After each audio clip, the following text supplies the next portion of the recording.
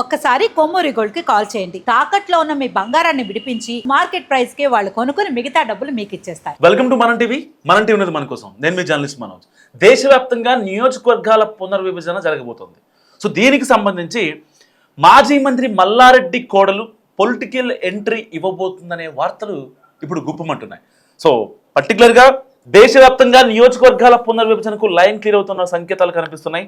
పునర్విభజన తర్వాతే ఈసారి ఎన్నికలు నిర్వహిస్తారన్న విషయంలో క్రమంగా క్లారిటీ వస్తుంది.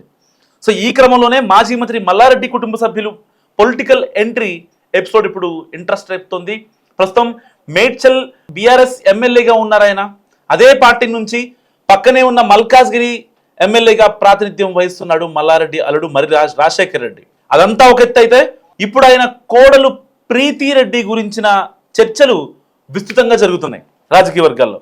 సో కుటుంబ మల్లారెడ్డి విద్యా సంస్థల వ్యవహారాల్లో యాక్టివ్గా ఉంటున్న ప్రీతి రాజకీయాల మీద ఆసక్తిగా ఉన్నారు. గత పార్లమెంటు ఎన్నికల్లోనే మల్కాజ్గిరి ఎంపీ అభ్యర్థిగా పోటీ చేయాలనుకున్నారు ఆమె. సో కుటుంబ సభ్యులున్న బీఆర్ఎస్ పార్టీ నుంచే ప్రీతి రెడ్డి కూడా పోటీ చేస్తారని అప్పట్లో ప్రచారం జరిగింది.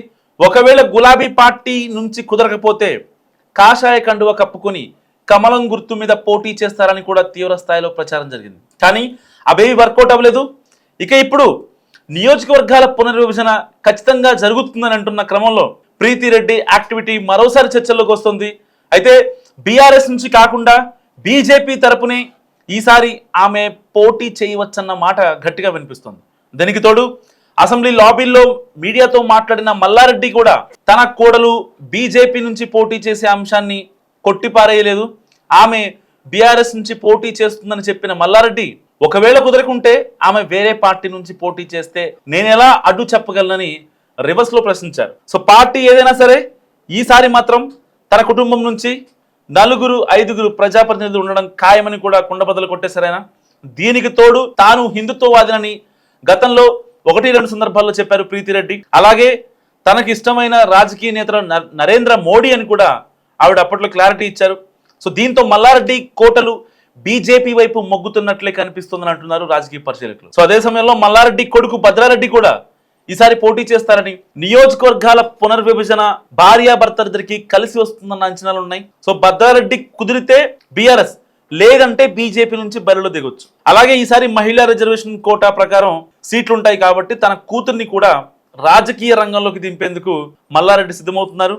సో అదేవిధంగా పార్టీ ఏదైనా సరే ఒకే ఇంటి నుంచి 5 నేతలు ఈసారి పోటీ చేసేందుకు సిద్ధమవుతున్నారు.